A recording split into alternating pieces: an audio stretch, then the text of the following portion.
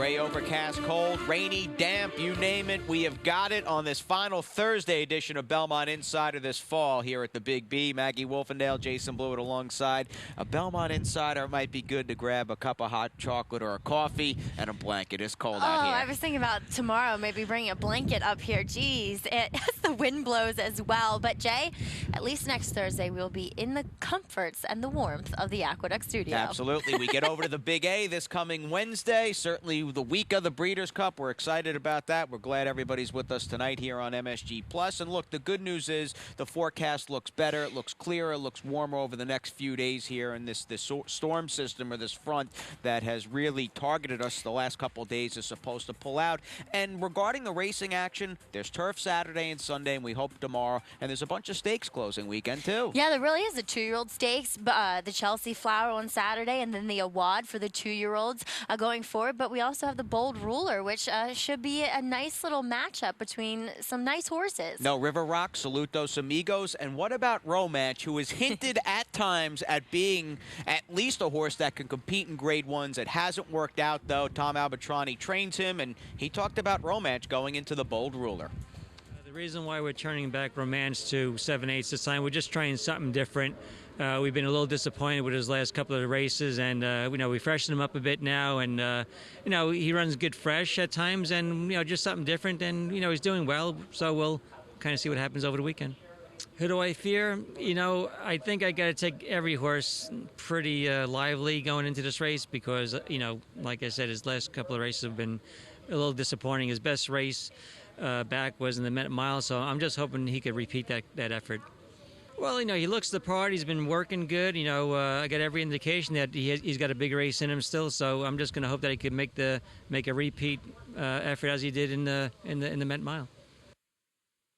And that was Long River's only win on the year, out finishing his stablemate, or at least his entry-mate, who's trained by Kieran McLaughlin in Long River. And both those horses at the time looked like they might be players in the handicap division. It hasn't panned out that way. What's it like for a trainer, though, with a horse like Romance, who was third and a good third here against Palace Mau's Belmont Day in the Met Mile, but hasn't lifted a hoof since? I really think Tom Albatrani is doing very right by his horse. He alluded to the fact that this horse runs well, fresh, and he has. If you go back to the Excelsior, which we just watched, that was coming off a bit of a break, off of a disappointing effort as well. And then his best race of the year, arguably, was his Met Mile here, around one turn. So he's going to have the 7/8. There's enough speed on paper where, hey, dreams might come true for Romance, finally. We'll see. For a guy that's won 3 stakes over the last few months and has 3-alarm fire, pointing to the opening weekend discovery at the Big A. Best of luck to Romance, Godolphin, and Tom Albatrani Saturday afternoon. Let's get it back to the immediate concern. That's Thursday's card. Sloppy sealed main track,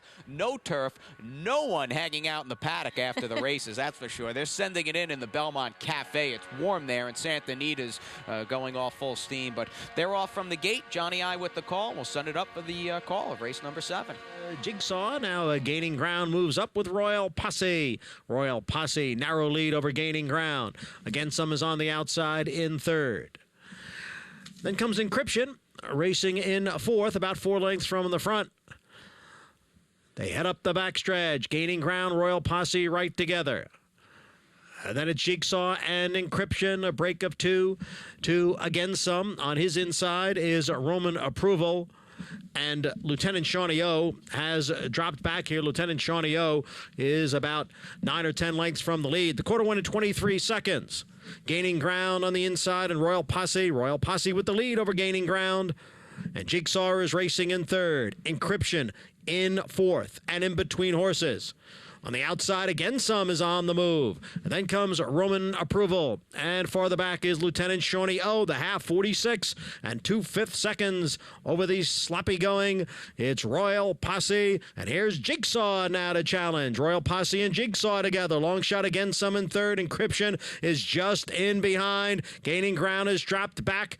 Then it's Lieutenant Shawnee O and a Roman Approval down towards the rail. 3/4 went in 1:11 and 2. It is Royal Posse hanging in there. Here's Encryption now up to challenge. Royal Posse and Encryption has taken over. Encryption will go on to victory here, giving Erod Ortiz Jr. his 3rd win on the card. Royal Posse held 2nd. Again, some was 3rd, and Lieutenant Shawnee O finished 4th.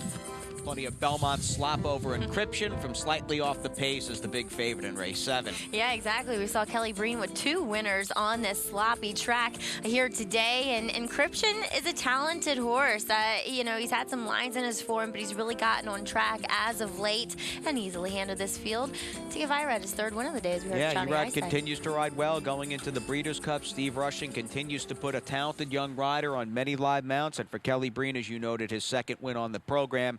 Exchange Rate, the winning sire of Encryption. I'd like to see them maybe leave this guy in New York over the winter and run on the inner track, because I still think, do you agree, maybe we haven't seen his best yet? No, I agree with you. I think this is a horse that Kelly brought off of a layoff, has just gotten better and better each and every time you see him. All right, let's get you back Thursday afternoon. More slop, more soup here over the main track. Same announcer as well, Johnny I. Gray skies from the Big B. It's race number 8, the Thursday feature.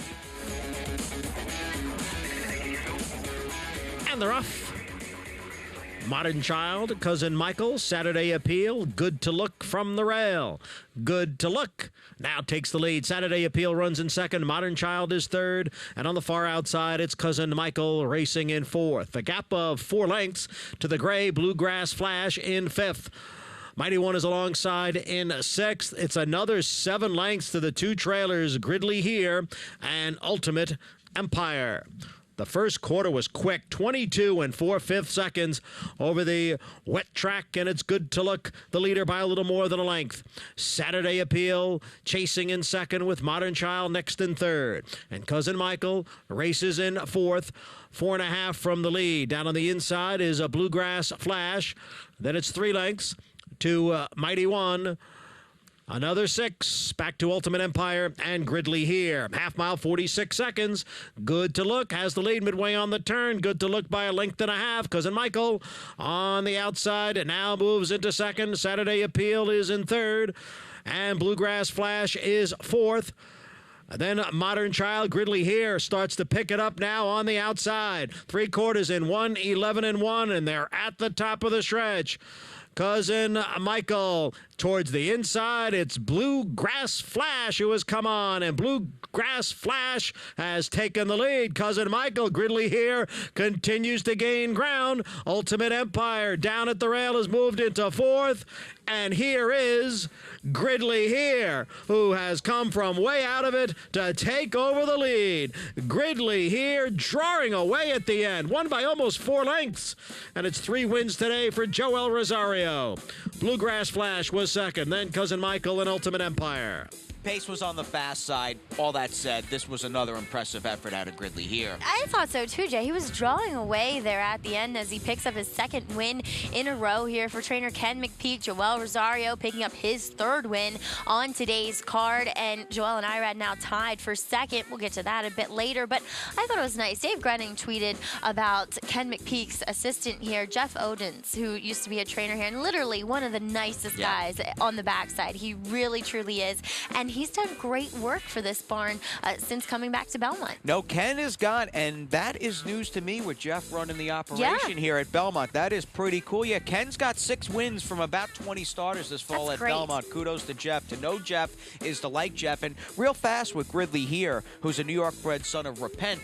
I think they thought this horse was a turf horse. What's it like? And I mean, you know, take me back to even when you were working for your dad and growing up down in Maryland, when you're running a horse on one surface and then later in their career, maybe you switch them to a different surface and they show up and start to run big. Does it take you by surprise? It sometimes does. Sometimes you have, you know, connections wanting you to run a horse, well, based on pedigree. It looks like as though it should run on the turf. Okay, fine. We'll run it on the turf and see how it goes. And but then you're like, well, gosh, he trained so well over the main track. He's got to be capable of it. And they just wake up. A lot of times they'll just wake a horse up, switching surfaces like that, and they kind of hone their running styles as well. Good 3-year-old New York breds around. F&X so lonesome. You might name Gridley Here or add Gridley Here's name to the mix going forward. We shall see. As we take a little breather, we're going to warm up with a little rest on this show.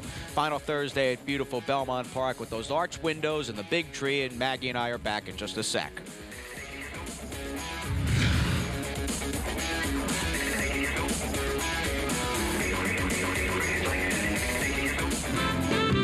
Now's the time to sign up for a Naira Rewards account with our new Bet 100, Get 100 bonus. We want to deposit $100 into the accounts of new signups during the Belmont Fall Championship meet. Just enroll, bet $100, and you'll receive $100 in your account the next day. It's that easy. Plus, new signups can access the brand new NYRA HD app and watch live streaming races on their smartphones. Sign up today on track or at NYRArewards.com. Chilly and cold.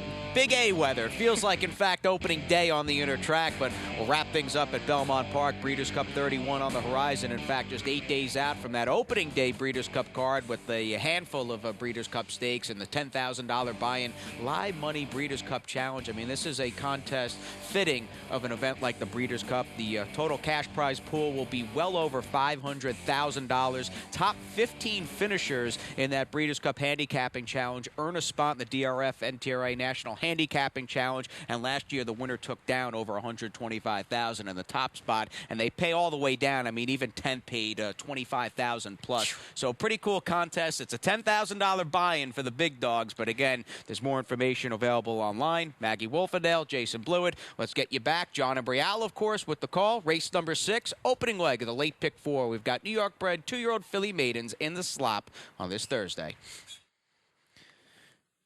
And they're off.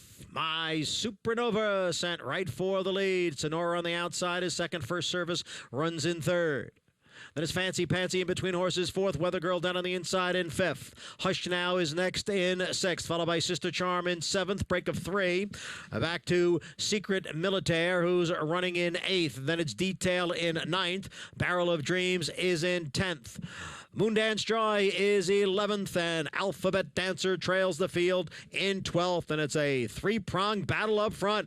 My Supernova at the rail. First Service is in between horses, and Sonora's on the outside. 3 of them across. They've got 3 lengths on Hush Now in 4th, and Weather Girl down on the inside is 5th. They're at the quarter pole. My Supernova and Sonora. It's My Supernova with the lead. Sonora on the outside. First Service is now back running in third. And then Hush Now in 4th.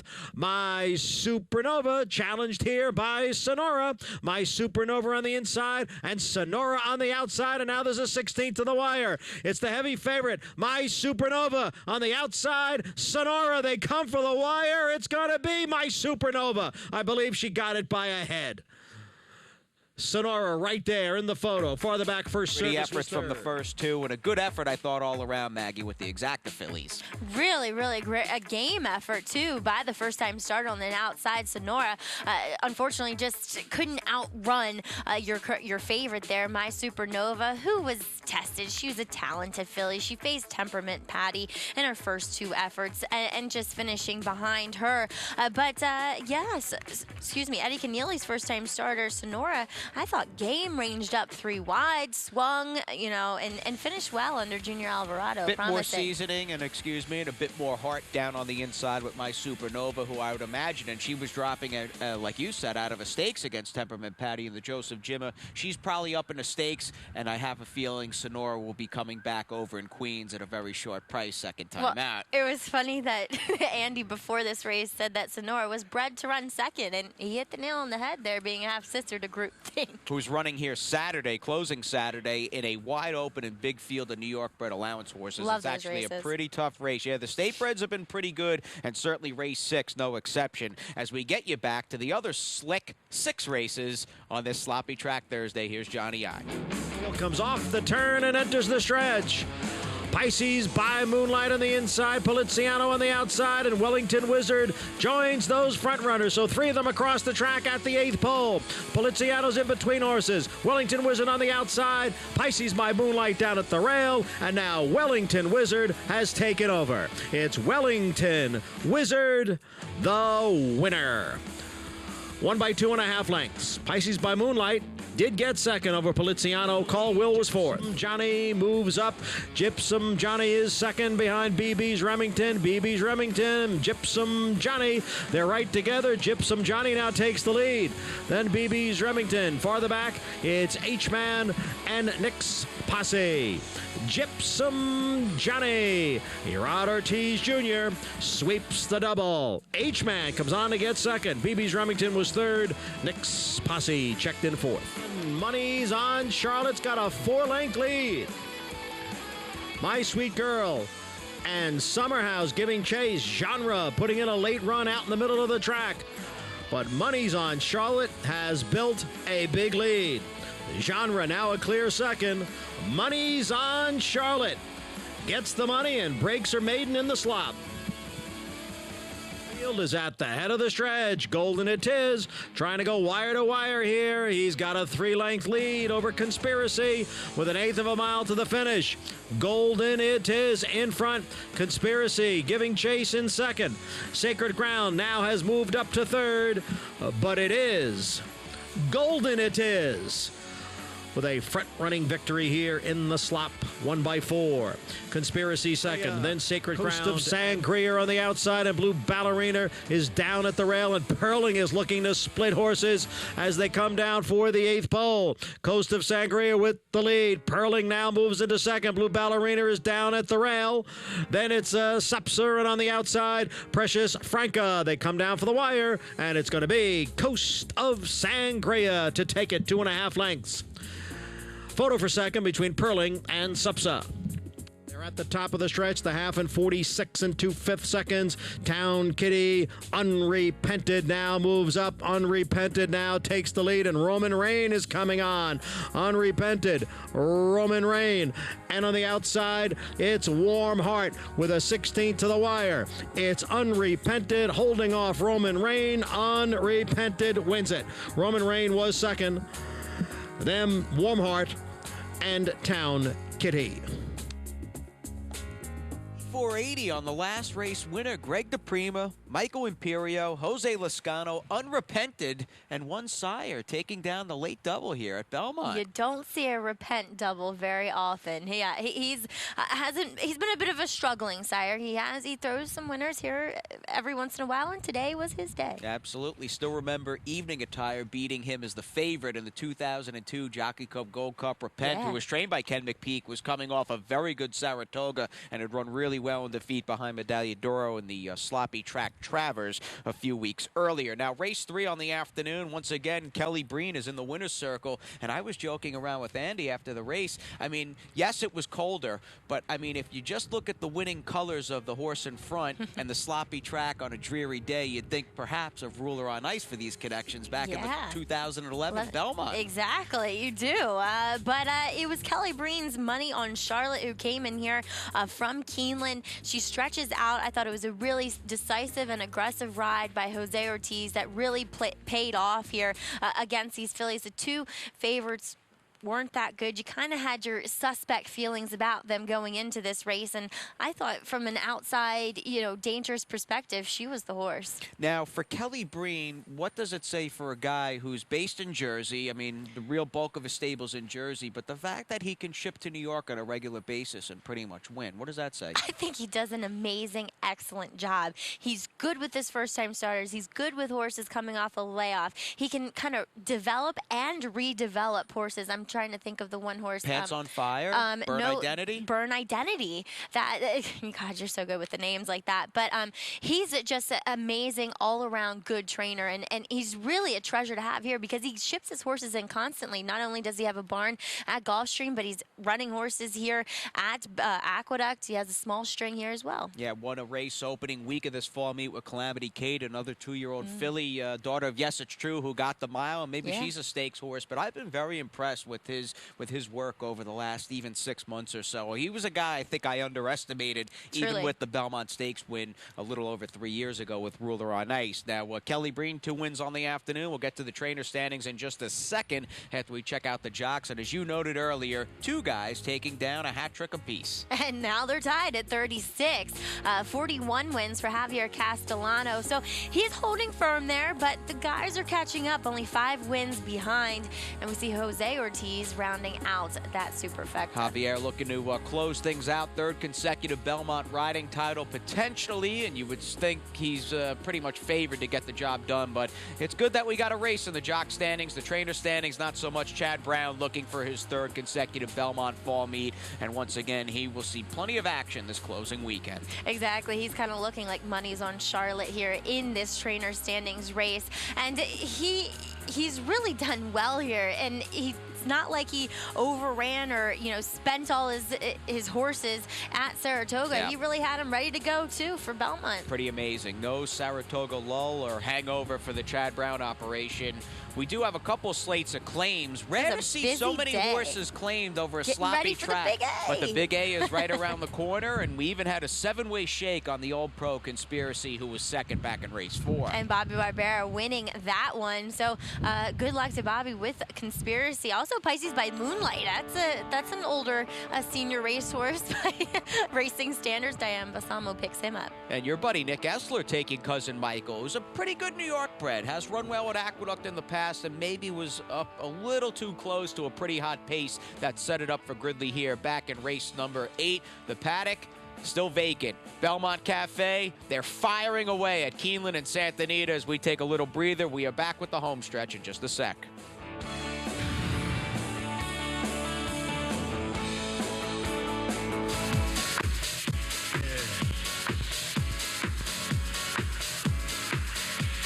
Are you ready?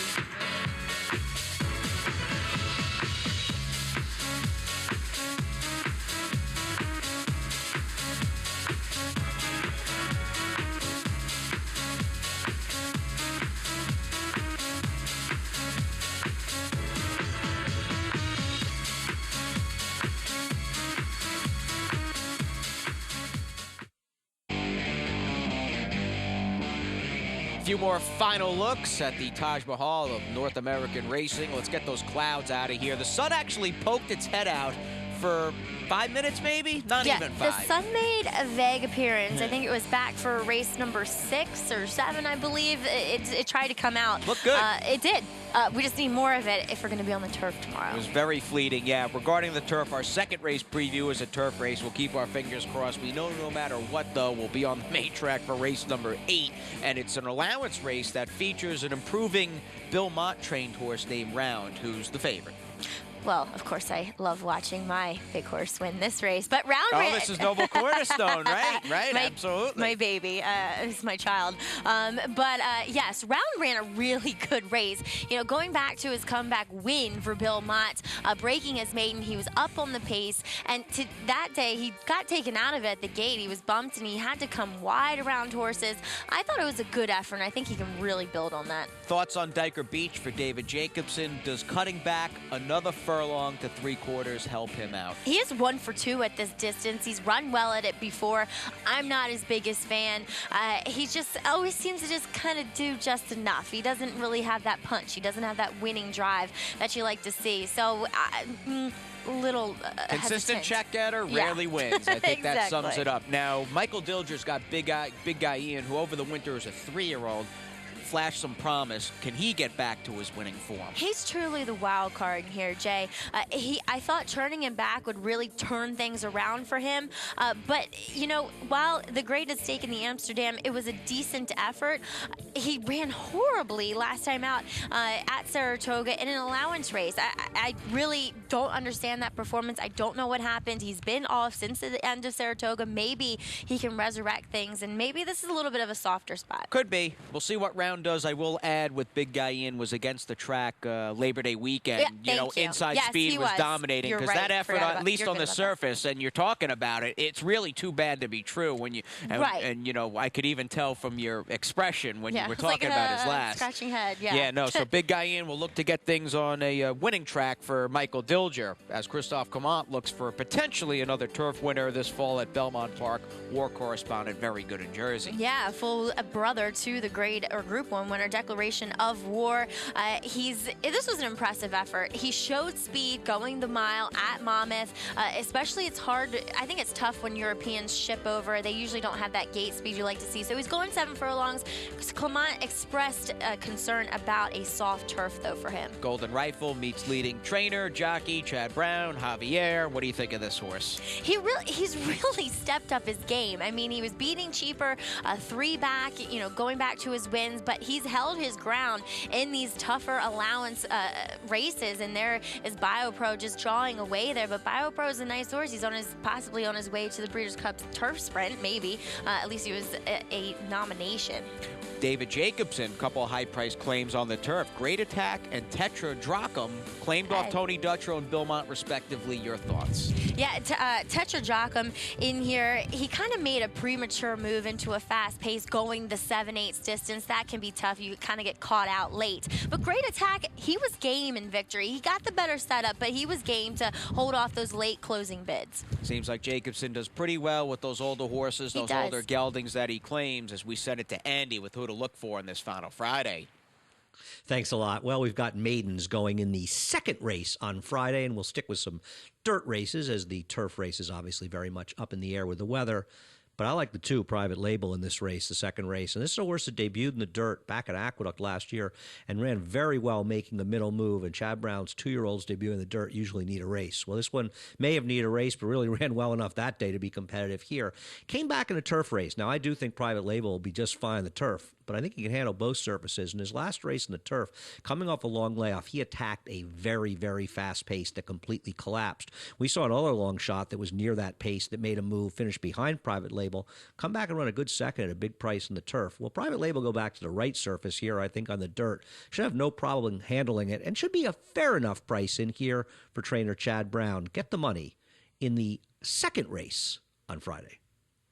Race 2, number 2. As we get to Twitter, join the conversation, give us a follow, join the show when we send out a question. And look, we're still a week and a half out, just under, to the Breeders' Cup Classic, 31st BC Classic. But 9 days out, who do you think could be the biggest upsetter to the likely favorite Shared Belief? We got a bunch of responses. We'll get to the B-roll of the Gold Cup as we have Linda UA121960. Did you get all that? She was to the point, though, with her tweet. This is it. Tonalist, I hope he wins. What do you think of the Gold Cup Belmont winner? Well, it's not always easy shipping across the country, for that matter. I'm glad he kind of shipped out before this really cold weather took a hold. He's out in Santa Anita. At least he arrived a day or two ago.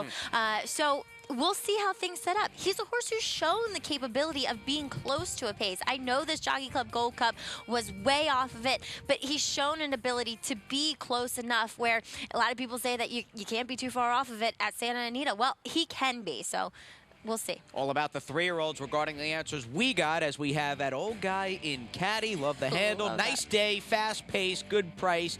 VE Day up at the wire. Can he turn the tables on Tonalist exiting the Gold Cup as well? I think VE Day is a horse you're going to have to watch at how the Santa Anita track is playing, because he is a true out-and-out closer. And maybe he does get that fast pace. Maybe he is capable. But the 3-year-olds look pretty potent in the Breeders' Cup Classic. Including Shared Belief, who will look to stretch it to 8 for 8 on November 1st in the $5 million Classic, as we, on this final Friday, catch up with all of you tomorrow on hopefully a warmer, nicer day at Belmont. For Maggie and myself, thanks for joining us, and have a great night.